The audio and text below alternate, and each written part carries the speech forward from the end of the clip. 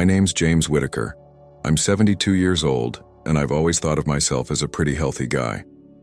I worked hard all my life, raised 2 kids, retired from a small hardware business, and never really gave my body much trouble. Sure, I had my share of back pain, a few extra pounds, and the occasional shortness of breath, but who doesn't at my age, right? At least, that's what I kept telling myself. That morning, though, the one that changed everything, it was different. I woke up before sunrise like I always do. My wife, Marjorie, was still asleep beside me. The house was quiet except for the sound of the coffee machine humming in the kitchen. But as I sat up, a wave of heaviness hit me right in the chest. Not pain exactly, but pressure, like someone was gently pressing a fist into my sternum and refusing to let go. I remember staring at the edge of the bed waiting for it to pass. It didn't. I told myself, it's just indigestion, maybe the sausage from last night. But deep down, I knew it wasn't that simple. When I tried to stand, my legs felt weak, my hands were cold, and for the first time in my life, I felt afraid of my own body. I shuffled to the bathroom, looked in the mirror, and barely recognized the man staring back. My skin looked pale, almost grayish, my eyes tired, my heart beating faster than it should. That was the morning it all started. The morning I realized something inside me wasn't right.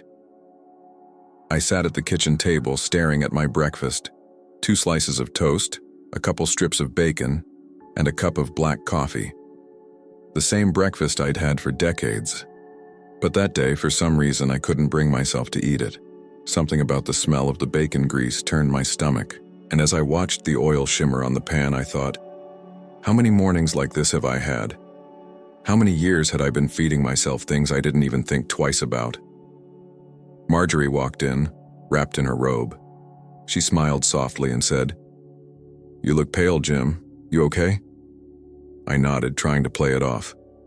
"Didn't sleep great, that's all." She didn't buy it. She never does. "Maybe you should see Dr. Harris today." I shrugged, pretending not to hear her. Men my age don't like doctors. We like fixing things ourselves, leaking faucets, broken fences, even broken bodies. But deep down, I knew she was right.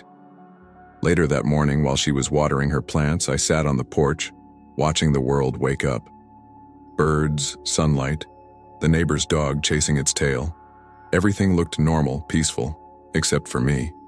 Inside, I felt like a ticking clock, and a question kept circling in my mind like an echo I couldn't silence. What if I've been hurting my heart without even knowing it? I'd always thought heart disease was something that just happened. Bad luck, bad genes, maybe age. But what if it was something else?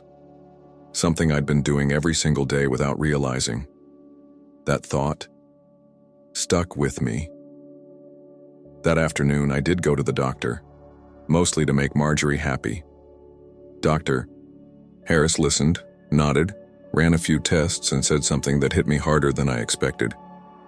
"Your cholesterol levels are high, Jim, and your blood pressure's creeping up too. You're not in danger yet, but you're heading there." He looked at me over his glasses.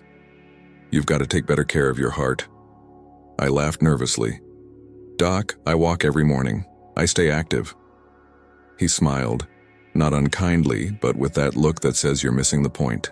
"Sometimes, Jim," he said, "it's not about how much you move. It's about what you're putting on your plate." Those words echoed in my mind for days. That night, I couldn't sleep. I kept hearing that phrase, "what you're putting on your plate." I thought about all the normal foods I'd eaten over the years, toast, butter, processed meats, those canned soups that taste like my childhood. Could those simple comforts be the very things wearing down my heart, meal after meal, decade after decade? I didn't have an answer. But I had a feeling, and that feeling wouldn't let me rest. So I made myself a promise right there in the dark. I was going to find out the truth. Because if something on my plate was silently stealing my health, I wanted to know before it was too late. And you?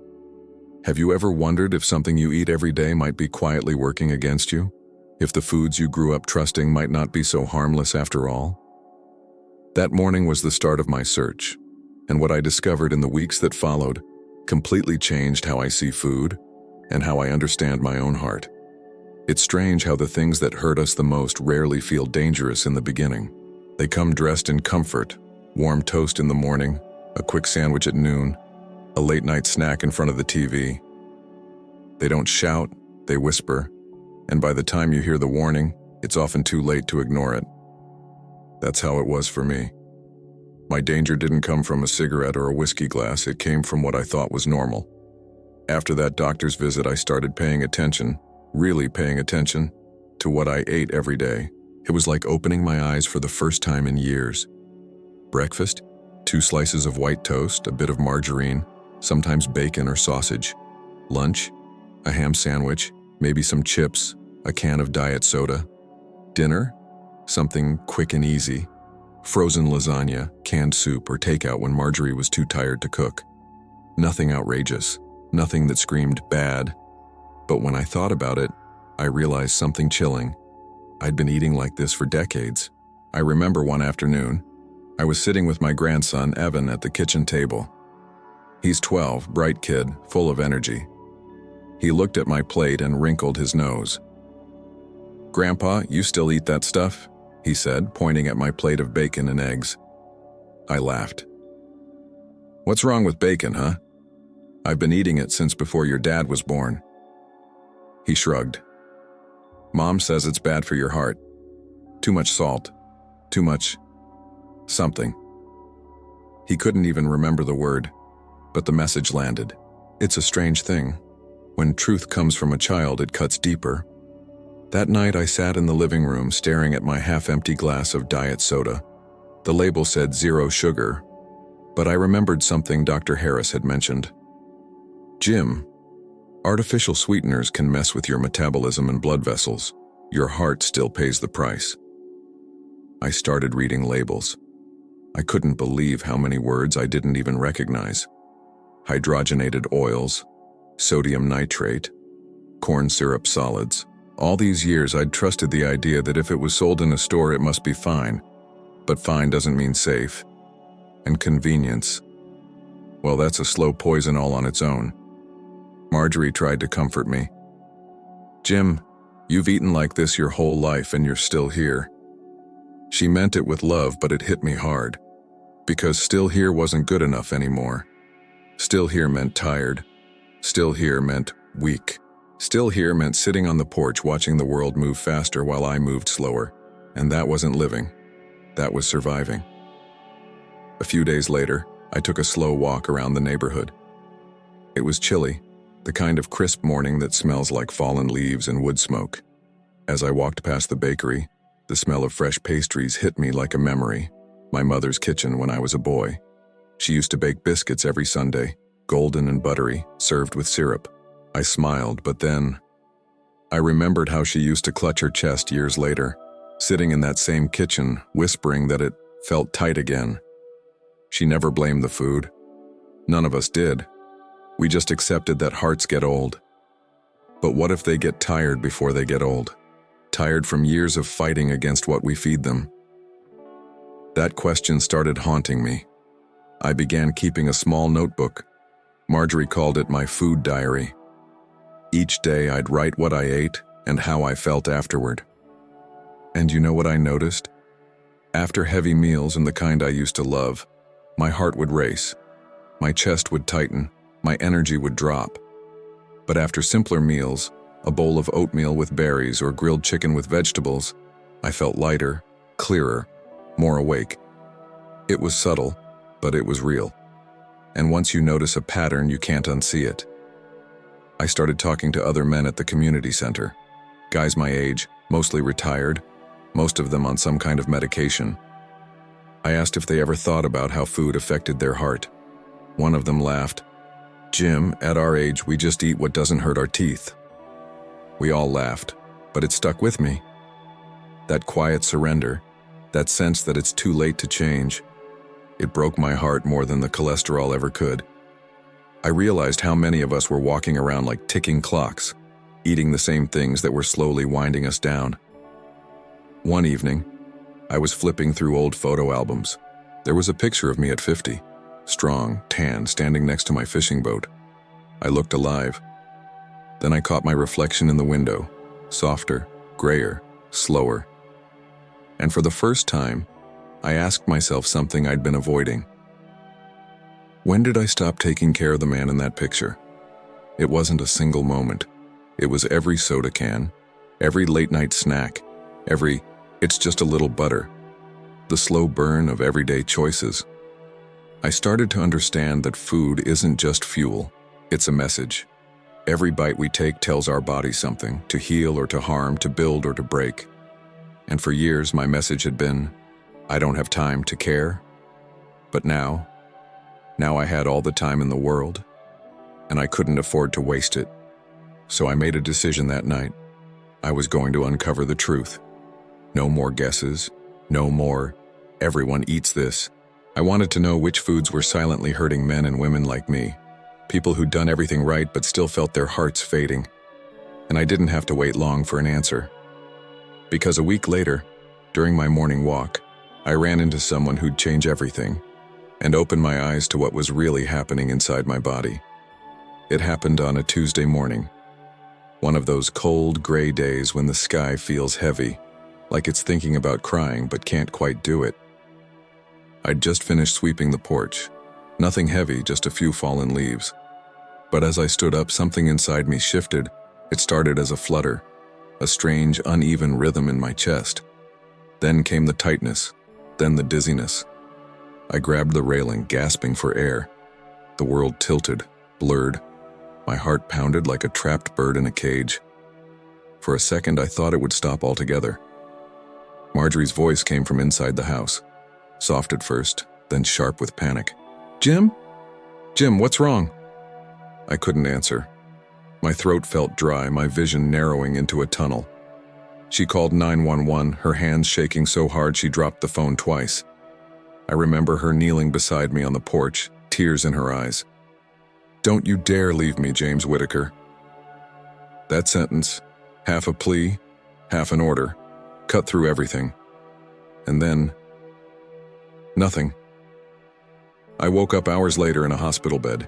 The sterile white lights, the beeping machines, all of it felt like a dream I couldn't wake up from. Dr. Harris stood at the foot of the bed, looking older than I remembered. "You gave us quite a scare, Jim," he said, forcing a smile. "Your heart rhythm went out of sync. It's stable now, but we need to talk." I nodded weakly. "Was it a heart attack?" He shook his head. "Not exactly. More like your heart waving a red flag. It's tired, Jim. It's been working too hard for too long." Then came the words I'll never forget. "If you don't change what you're eating, how you're living, your next warning might not come with a second chance." That night, lying in that hospital bed, I couldn't sleep. The room buzzed with machines, but all I could hear was the slow rhythmic beep, beep, beep of the heart monitor, like a metronome counting down the beats I had left. I stared at the ceiling and thought about everything I'd taken for granted, walking with Marjorie through the park, playing cards with my friends, laughing with my grandkids. Simple things, small things. But suddenly, they felt like treasures I might lose forever. And that's when the fear hit me.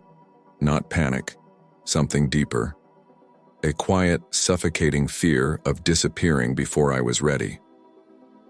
The next morning, Marjorie brought me a cup of black coffee from the hospital cafeteria.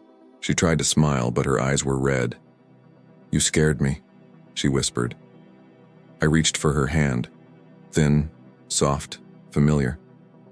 "I scared myself," I said. "I thought I was just getting old. Turns out I was wearing myself out." We sat there in silence, listening to the monitor's steady rhythm. Each beep felt like a second chance. Later that day, a young nurse came in to check my vitals. She was cheerful, the kind of person who could light up a room just by walking in.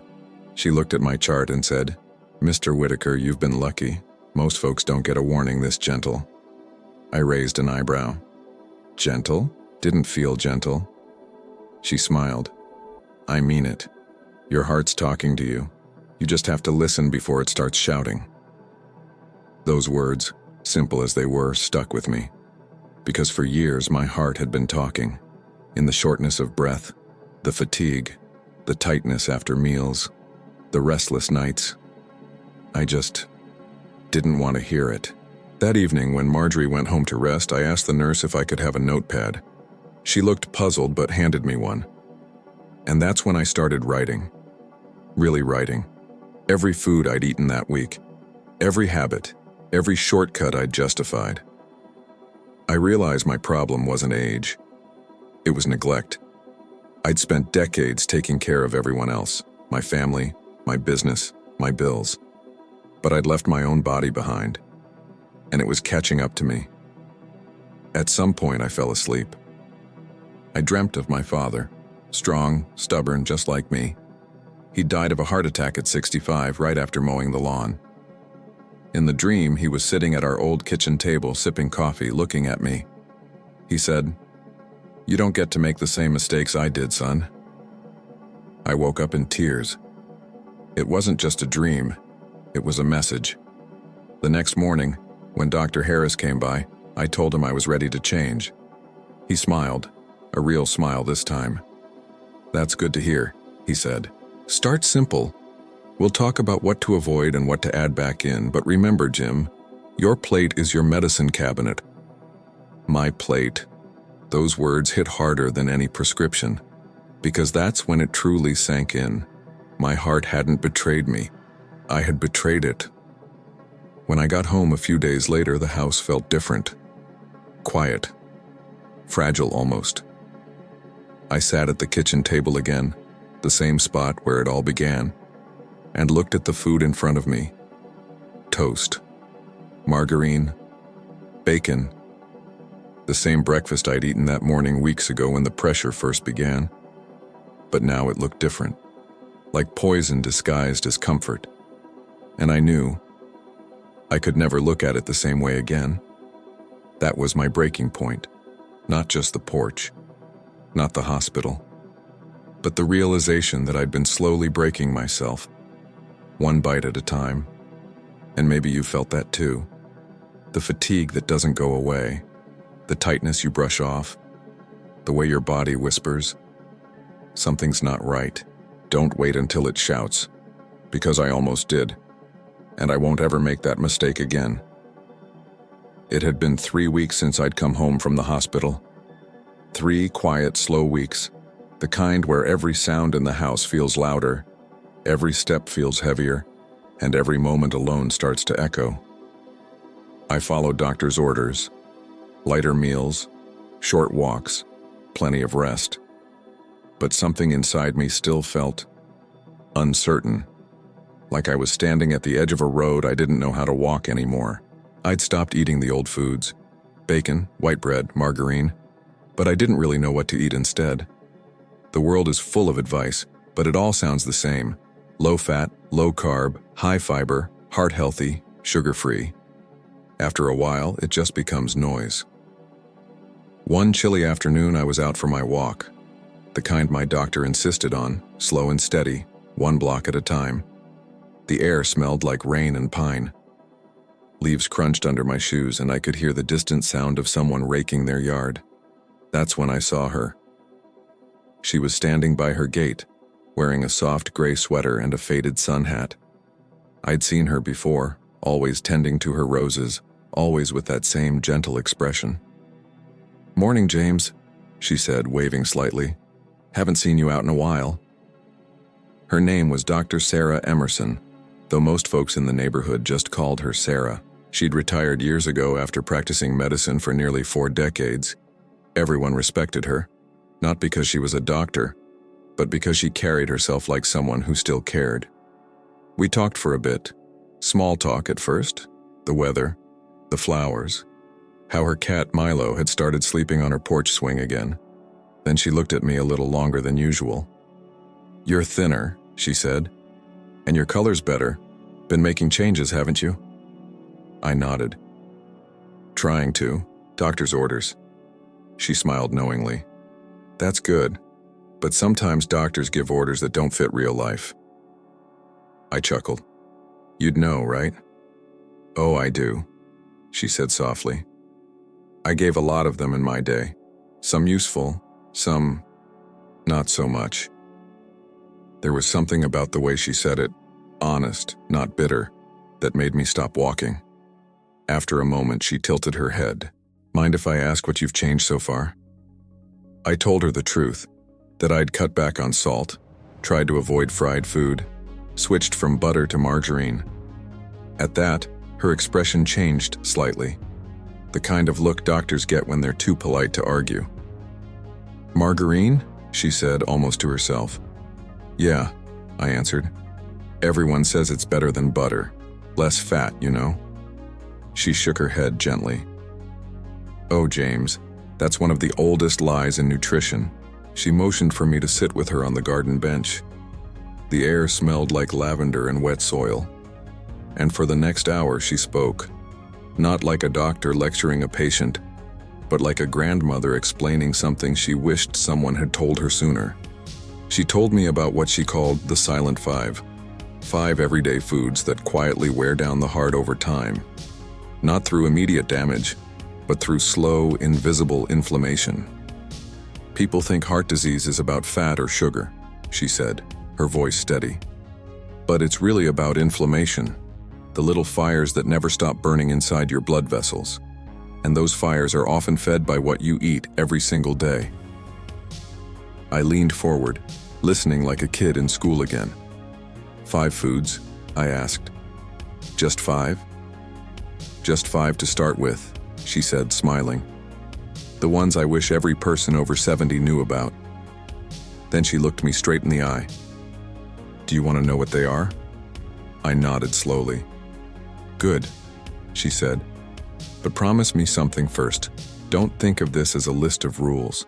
Think of it as a way to stay alive long enough to enjoy the things you love.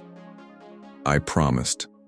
She started counting them off one by one, not giving me the full details yet, just hints. First, something that pretends to be healthy but isn't. Second, something we grew up loving but our hearts secretly hate. Third, a drink that people think keeps them alert but actually strains the arteries. Fourth, a simple breakfast staple that clogs the body from the inside out. And fifth, a hidden threat in most processed foods that silently ages the heart. Each description felt like a clue and a challenge. By the time she finished, the sun had dipped low, painting her garden gold. I felt like I'd just been handed a map, not to treasure, but to survival.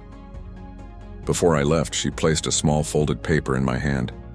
Here, she said. This might help you make sense of it. It's not a diet. It's a conversation between your body and your food. When I got home and opened it, I found just 5 handwritten lines. Each one was the name of one of those foods, the silent 5.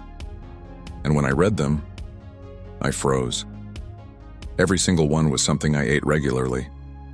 Things I thought were good for me. That night, I couldn't sleep again. The list sat on my nightstand, lit by the dim glow of the lamp. I kept reading it over and over, my heart sinking a little more each time. How could something so ordinary be so harmful? But then I remembered what Sarah had said. It's not about fear, it's about understanding. So I decided right then, I was going to learn everything I could about those foods, why they were dangerous, what they did to the heart, and what I could do to reverse the damage. The next day, I went back to see her. She greeted me with that same calm smile. Ready to learn? She asked. More than ever, I said. And that's how my real education began. Not from a doctor's office, but from a quiet garden on a small street, sitting beside a retired woman who understood that healing doesn't always start with medicine. Sometimes it starts with listening. The next morning, I walked back to Sarah's house with a notebook in hand. The sun was just rising over the rooftops, and the air carried that soft chill that wakes you up before the coffee does. She was already in her garden, pruning her roses, humming an old tune I didn't recognize. When she saw me, she smiled as if she'd been expecting me. "Morning, James," she said. "You came back." I couldn't stop thinking about that list, I admitted. You said those 5 foods were silently damaging my heart. I need to know why. She nodded slowly. Good. Curiosity is the beginning of healing. We sat at her garden table, the same one covered in tiny flower petals and a faint smell of mint tea. She opened a small leather notebook and laid it flat in front of her. Inside, handwritten notes filled every page, decades of her thoughts, studies, and experiences. Let's take them one by one, she said. Not to scare you, but to make you see. 1. Processed meats, the hidden fire. Sarah looked at me and asked, "How many years have you been eating bacon, ham, or sausage, James?" I chuckled. "Probably since I could chew." She nodded. Most men your age would say the same, but processed meats are loaded with nitrites and sodium nitrate, chemicals that preserve color and flavor. Inside the body, they turn into something far worse, nitrosamines. She paused, letting the word sink in. These compounds inflame your arteries, damage the lining of your heart, and quietly raise your blood pressure. It doesn't happen overnight. It's slow, invisible. That's why it's dangerous. I thought back to all those breakfasts, decades of bacon sizzling in the pan. Are you saying I did this to myself? She smiled gently. Not knowingly, James. You did what everyone was told was normal. 2. Margarine and vegetable oils. The silent imposters. Sarah reached for a small jar on the table. Do you see this? She asked, showing me a spoonful of something pale and creamy. Margarine, the so-called heart-healthy alternative from the 70s. I nodded. That's what I switched to. Less fat, right? She sighed softly. That's what they said. But margarine is full of trans fats, chemically altered oils that the body can't process. They harden arteries, raise bad cholesterol, and lower the good kind. It's like coating your blood vessels in plastic. The image made my stomach turn. I used to recommend it myself, she confessed, before we knew what it really did. It breaks my heart to think how many people trusted that advice. I looked at the little jar again, something I'd spread on toast every morning, and felt a quiet anger rise in my chest. 3. Sugary drinks, the sweet trap. She took a sip of water before continuing. You drink diet soda, don't you? I hesitated. Yeah, I thought it was the healthier choice. She smiled sadly. That's what the companies want you to believe. But both regular and diet sodas harm your heart, just in different ways. Sugar floods your system, spikes your insulin, and feeds inflammation. Artificial sweeteners trick your body. They confuse your metabolism and can even make you crave more sugar later. Either way, your blood vessels suffer. She leaned back. Harvard researchers found that people who drink just one soda a day have a higher risk of heart disease, even if they don't gain weight. I rubbed my forehead. One a day? I've had one every afternoon for years. Then it's time to stop, she said softly. Not because I said so, because your heart's asking you to. 4. Refined grains, the deceptive comforts. She picked up a slice of white bread from a small plate beside her and held it up to the light. It looks harmless, doesn't it? I nodded. It's just bread. She tore it in half. This is what I call the slow sugar. It's stripped of fiber, stripped of nutrients. The moment it hits your stomach, your body treats it like pure sugar. That constant spike and crash weakens your heart muscle over time. Then she added something that stuck with me. Whole grains protect you. Refined grains drain you. The difference is like sunlight versus a light bulb. One gives life, the other just fakes it. 5. Packaged and processed foods, the everyday poison. Finally, she flipped to the last page in her notebook. Number 5 is the hardest one because it's everywhere. In frozen meals, canned soups, crackers, sauces. The problem isn't the food itself, it's what they add to it. She pointed to a list she'd written: hydrogenated oils, added sodium, MSG, preservatives, artificial colors. All of these keep food on the shelf longer, she said, but they shorten your lifespan. They create low-grade inflammation that damages your heart's lining day after day. She looked at me with soft eyes. It's like rust on a pipe, James. You don't see it until it's too late. I sat there staring at the pages of her notebook, my hands trembling slightly. 5 foods. 5 everyday habits. I thought of my kitchen, the freezer meals, the white bread, the margarine tub, the soda cans stacked neatly in the fridge. I'd built my whole diet around those things, and now I was realizing they'd been quietly undoing me. I looked up at Sarah. So what now? Just stop eating all of it? She shook her head. That's not how healing works. You can't just remove. You have to replace. The body doesn't respond to punishment, James. It responds to kindness. Kindness, I repeated, to myself. Yes, she said. Start adding real food, things that come from the earth, not a box. Olive oil instead of margarine, oats instead of toast, water instead of soda. Your heart will recognize those gifts. It remembers how to heal. Before I left, she handed me a small card she'd written years ago. On it were just 7 words. Eat what grows, avoid what glows. I smiled. Simple enough. She winked.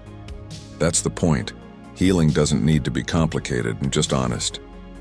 That night I cleaned out my kitchen. The fridge hummed softly as I filled a trash bag with cans, boxes, and bottles. Things I once thought were harmless. Each thud of a soda can, each crinkle of a chip bag felt like letting go of years of ignorance. And when I was done, I stood there in the quiet kitchen and whispered to myself, it's not too late.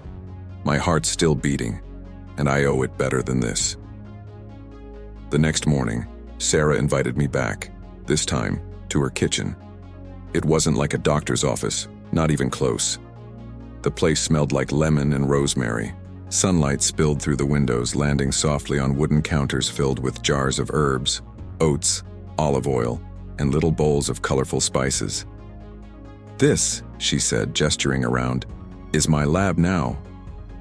She poured us both a cup of herbal tea, greenish and fragrant, and sat across from me. You wanted to understand why those 5 foods harm the heart, she said. Let's talk about it. Not in medical terms, but in real ones. I nodded, notebook open, pen ready. But she waved her hand. You don't need to take notes, James, just listen. You'll remember what matters. She leaned in, her voice calm, almost like a storyteller. Your heart isn't just a pump. It's a living muscle, fed by thousands of miles of blood vessels. And those vessels are like garden hoses, flexible when new, brittle when neglected. What hardens them isn't just time, it's inflammation. She paused, letting the word hang in the air. Inflammation, she said again, is your body's fire alarm. It's supposed to go off when there's real danger, infection, injury, stress. But when you feed it the wrong foods every day, the alarm never stops ringing. It becomes background noise, silent damage. I frowned. So, all that bacon and soda kept my heart under stress? Exactly, she said. Imagine your heart trying to work while surrounded by tiny fires it can't put out. Over time, the walls of your arteries become rough, sticky, the perfect place for cholesterol to latch on. That's how plaque builds up. That's how the blood flow slows. She reached for a jar of olive oil and held it up. Now this does the opposite. Olive oil, real olive oil, is full of compounds called polyphenols. They calm the fires. They tell your body, it's okay, you can rest now. She poured a few drops into a small spoon and handed it to me. Try it. I did. It was smoother than I expected. Bitter at first, then warm, almost soothing. That bitterness, she said, smiling, is nature's medicine. Harvard did a study a few years back. People who used extra virgin olive oil daily had lower risk of heart disease, even if they didn't change anything else. Really? Really. The body knows what to do when you give it the right tools. She stood up. grabbed a small glass jar from her shelf and handed it to me. Inside were dried blueberries. "Here's another miracle," she said. "These little ones are full of anthocyanins. It's what gives them that deep color. They help your arteries stay flexible, protect your cells from aging. The University of Maine did a fascinating study on it. Older adults who ate blueberries every day improved blood flow within weeks." I smiled, turning the jar in my hands. "Blueberries. I always thought they were just for pancakes." Sarah laughed. "No, James. They're for longevity." Then her tone softened. "There's more," she said. "The same science applies to green tea, turmeric, garlic, and leafy greens. All these foods have compounds that quiet the inflammation, strengthen blood vessels, and even help your body create more nitric oxide, the molecule that keeps arteries open and relaxed." She leaned back in her chair. "Doctors talk about medications for blood pressure, cholesterol, or circulation. But what they often forget is that your plate can produce the same molecules naturally." That idea amazed me. "You mean food can actually do what medicine does?" "In many ways, yes," she said. "But it's slower, gentler. It doesn't force your body. It teaches it. It reminds it how to heal." I sat there for a long moment, letting it sink in. My heart had been fighting against me for years, and all along the answers were sitting quietly in a grocery store aisle, growing in the soil, waiting for someone to notice. "So," I said, "if inflammation is the problem, then the cure is peace." Sarah smiled. "Exactly, not just in your food, in your life. Stress, sleep, worry, loneliness, and they all feed the same fire. Healing isn't just about what you eat, it's about how you live." She opened another folder filled with newspaper clippings and printouts. "These are the studies people forget to read," she said. "Look here. Stanford found that older adults who replaced processed foods with natural fats and greens reduced artery stiffness in just 3 months. The NIH published data showing that chronic inflammation accelerates aging, not just in the heart but in the brain and muscles too." Then she smiled again. "And yet no one puts that on a cereal box." I couldn't help but laugh. "No, they don't. They put low fat instead." "Exactly," she said. "They sell fear, not health." After a while, she poured me another cup of tea, this one with ginger and lemon. "Harvard researchers," she said softly, "once called it the quiet revolution of nutrition. Every time you choose something real over something processed, you're rewriting your body's story. You're saying, 'I want to live, and I'm willing to care.'" I stared into the steam rising from my cup. "I never thought of food that way," I said. "I thought of it as something to fill me, not to heal me." Sarah reached across the table and touched my hand gently. "Then today," she said, "is the day you start thinking differently." On my way home, I kept replaying her words, not as facts, but as truth, the kind that changes you from the inside out. The world suddenly looked sharper. The air felt cleaner. Even the sound of my own heartbeat, steady, calm, reminded me that maybe, just maybe, I'd caught the fire in time. That night I wrote in my notebook, "Science doesn't just belong to doctors, it belongs to anyone willing to listen." And under it I wrote something Sarah had said, words that would stay with me forever. "You can't control how long you live, but you can control how gently your heart beats while you do." The first morning I truly started over didn't look like a grand transformation. There were no fireworks, no dramatic declarations. Just me, standing barefoot in my kitchen, sunlight spilling across the counter, staring at a bowl of oatmeal. Not instant oatmeal, real, slow-cooked oats with a handful of blueberries on top. It wasn't much, but it was a start. As I stirred the oats, I could hear Sarah's voice in my head. "Don't rush it, James. Healing takes patience. One meal, one walk, one choice at a time." So I did exactly that. I stopped trying to fix everything at once and started listening. To my body, to the rhythm of my days, to the little things that made me feel alive again. That first week, I built what Sarah called the morning promise. It was simple. 1 glass of warm water with lemon before anything else. 10 minutes of quiet breathing by the window. A walk, even if it was just to the end of the street. The first few days were hard. My legs were stiff, my breath short. But each step, slow as it was, felt like a small rebellion against the man I used to be. By the end of the week, I could walk farther without feeling winded. By the second, I caught myself humming again as I walked. It wasn't progress you could measure with a device, it was progress you could feel. Marjorie noticed the changes first. "You seem lighter," she said one evening. "Not just your weight, your eyes." I smiled. Maybe because I finally stopped eating like a teenager. She laughed, but her eyes softened. "It's good to have you back, Jim." My meals changed too. Slowly, naturally. I started making lunch at home again. Grilled salmon with olive oil, brown rice, and a handful of spinach. Dinner became simpler.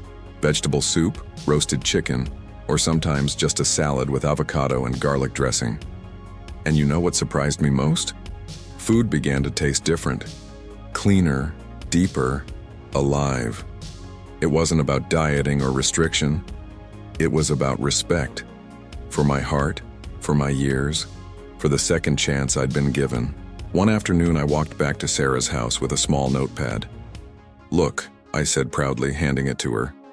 Inside were notes from my new routine: meals, feelings, sleep, energy. She read through them, nodding. Then she said, "You've done something most people never do, James. You've made peace with your plate." I laughed. "I guess I'm finally eating for my heart, not my habits." She smiled. "That's the difference between living long and living well." Beyond food, I started making other small changes. I began sleeping earlier, not out of discipline, but because my body craved it. I replaced the TV news before bed with soft music or a book. Sometimes I just sat outside with Marjorie, watching the sun fade behind the trees. It's funny. After 70 years of running, I finally learned the art of slowing down. Sarah also taught me about something she called the 3 R's: rest, rhythm, and relationship. Rest, she said, isn't laziness. It's how the body repairs. Rhythm keeps your heart steady. Wake, walk, eat, sleep, repeat. And relationship, connection. That's what keeps you alive longer than any medicine. At first, I didn't understand. But then I noticed how my heart felt different after spending an evening laughing with my grandson, or how my pulse slowed when I sat quietly beside Marjorie holding her hand. It wasn't just food that was healing me, it was life itself. After a few months, my body began sending quiet signals of gratitude. The shortness of breath faded. My chest didn't feel heavy after meals anymore. And every morning, I woke up with a kind of energy I hadn't felt in years. Even my doctor noticed. During my next appointment, Dr. Harris looked at my test results and said, "Whatever you're doing, Jim, keep doing it." I smiled. I'm just listening to a retired doctor who still knows her stuff. He raised an eyebrow. "Sarah Emerson?" I nodded. He laughed softly. "Figures. That woman was always 20 years ahead of everyone else." But it wasn't just numbers on a chart that changed. It was how I saw myself.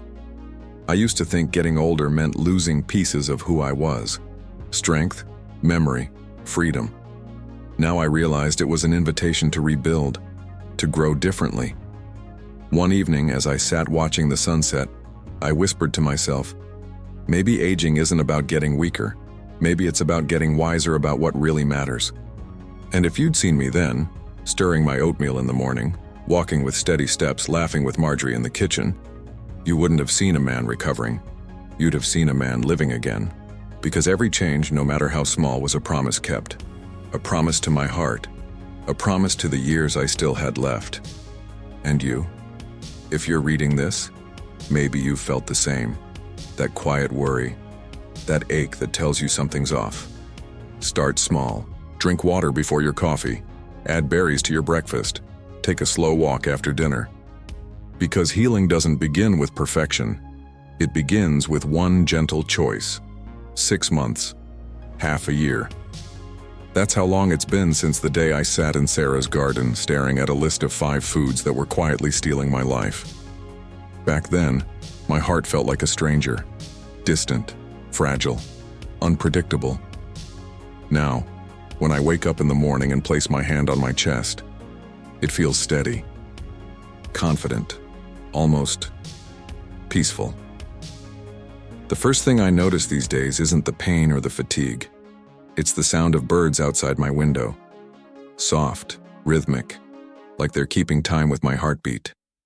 I get up, stretch my arms, and walk to the kitchen. The light hits differently now, warmer, brighter, or maybe I'm just noticing it for the first time in years. I pour myself a glass of water, slice a few strawberries into my oatmeal, and smile. Not because I've become some health fanatic, but because I finally understand what Sarah meant when she said, "Healing isn't a diet, it's a way of loving yourself again." It's funny. I didn't realize how much my life had changed until other people started telling me. My daughter Lisa came to visit last week. She looked at me across the table and said, "Dad, you look younger." I laughed. "Don't say that too loud. Your mom might expect me to start mowing the lawn again." But she was right. My face looked different, less puffiness, more color. My steps felt lighter. My energy didn't vanish halfway through the day. Even my doctor was surprised. Dr. Harris walked into the exam room flipping through my chart, then stopped mid-sentence. "Your blood pressure's down, cholesterol too, and your resting heart rate. This can't be right." He looked up, smiling.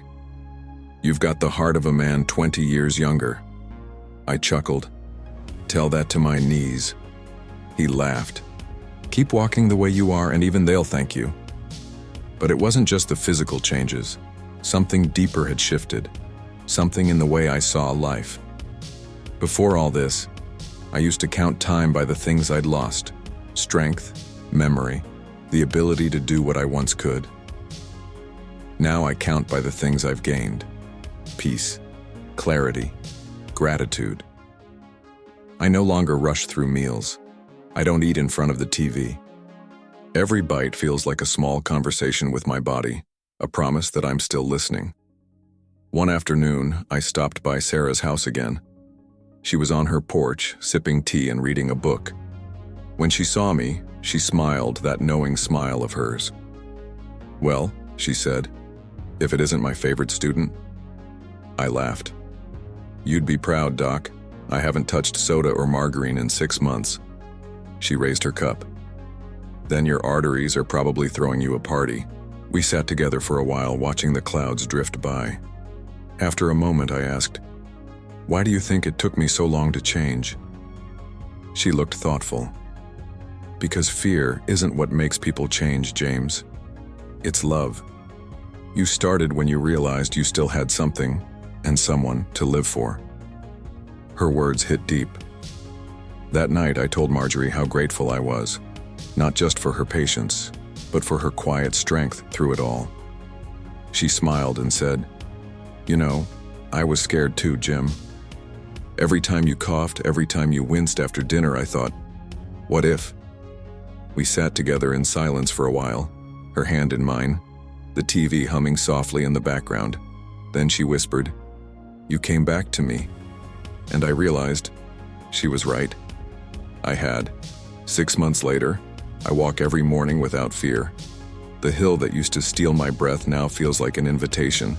My neighbors wave, my grandkids race to keep up, and sometimes, just sometimes, I forget that I ever had a heart problem at all. But I don't want to forget. Because remembering keeps me humble. It keeps me grateful. It keeps me alive. One Sunday, I returned to the park where I used to sit after the hospital, watching others walk while I sat catching my breath. This time, I walked the full path, slow and steady, but without stopping. The trees swayed above me, sunlight flickered through the leaves, and for the first time in a long time, I didn't feel like I was fighting my body. I felt like we were on the same side again. When I finished the loop, I sat on the bench, breathing deeply, smiling. and I whispered to myself, "This is what a new heartbeat feels like." That night, I wrote a letter to Sarah. "You taught me that the heart doesn't grow old, it just grows quiet, waiting for us to listen. You showed me that change isn't about discipline, it's about devotion. And you reminded me that even after 70, the story isn't over, not if you still have a reason to care. And you, reading this now, maybe you've been feeling what I once did. The fatigue, the shortness of breath, that silent worry that something inside you is giving up. Don't ignore it. Don't tell yourself it's just age, because your heart isn't asking for miracles. It's asking for mercy. Start small. Walk a little. Eat a little better. Rest a little longer. Give yourself the chance to hear your own heartbeat again, not as a warning, but as a reminder that you're still here. When I started telling this story, I didn't think anyone would want to hear it. After all, what's so special about another old man learning a few hard lessons about food and life? But the truth is, this isn't really a story about me. It's about you. It's about anyone who's ever looked in the mirror and thought, "I'm too old to change." Anyone who's ever sat in a doctor's office staring at a chart, wondering if the best years are already behind them. Anyone who's ever felt their heart, not just beating, but struggling, and whispered, "Please, just keep going." If that's you, then I want to tell you something that took me 72 years to learn. It's not too late, not even close. When you've lived as long as I have, you start to understand that time isn't the enemy. Neglect is. The body doesn't give up easily. It waits for us to care again. I used to think that aging meant surrender, letting go of strength, of freedom, of control. But now I know it's the opposite. Aging is an invitation, a chance to return to what matters most. Movement, connection, nourishment, peace. Your body doesn't need perfection. It just needs consistency. It doesn't need miracle pills or fancy diets. It just needs you to show up for it, every day with small acts of kindness. If I could reach through this page or through your screen, I'd take your hand and tell you, I know what it feels like to be scared of your own heartbeat, to lie awake wondering if it'll keep going through the night, to see your reflection and not recognize the person staring back. But I also know what it feels like to wake up one morning and realize that your heart, the same heart that once struggled, is strong again. That it's not broken. It was just waiting for a reason to believe in you. Let me tell you something Sarah once said to me that changed everything. Your body isn't punishing you, James, it's protecting you. Every ache, every warning, every skipped beat, it's your body's way of asking for help, not giving up. That sentence broke me open. Because for years I treated my body like a machine that was failing. Now I treat it like an old friend who's been trying to get my attention. And I finally started listening. 6 months ago I thought my story was ending. Now I feel like I've been given another chapter. My mornings are quiet but full. My heart beats steady. Sometimes faster when my grandson hugs me too tight. Sometimes slower when I'm watching the sunset with Marjorie. And every now and then I whisper a quiet thank you. Not to anyone else, but to the heart that refused to give up on me. And so I want to ask you, do you ever feel that your body is trying to tell you something? Maybe it's the fatigue you ignore, the ache you brush off, the heaviness after meals you think is just age. What if it's not? What if it's your body's way of saying, I still believe in you, do you believe in me? You don't need to overhaul your life to start healing. Just make one choice today that your heart will thank you for. Replace the margarine with olive oil. Trade the soda for water or green tea. Take a slow walk, even if it's just around the block. Eat something that came from the earth, not a factory. And most importantly, don't give up on yourself. Because your heart hasn't. Sarah used to end every conversation with the same words. She'd say, "You can't add more years to your life, but you can add more life to your years." And she was right. I can't tell you how many years I have left. None of us can. But I can tell you this. Every one of them will matter. Every sunrise. Every meal made with care. Every walk. Every laugh. Every heartbeat. That's what real healing looks like. Not perfection, just presence. And now I'll leave you with this. If this story touched you, even a little, don't keep it to yourself. Share it with someone you love. Because someone out there is sitting in silence, afraid of the same things you were, waiting for a sign that it's not too late. Let this be that sign. And before you go, I want to ask you, gently, honestly, do you ever feel like your heart is trying to tell you something? Tell me in the comments. Tell someone you trust. Don't keep it quiet anymore, because the truth is simple, and it saved my life. Your heart remembers how to heal. You just have to give it the chance.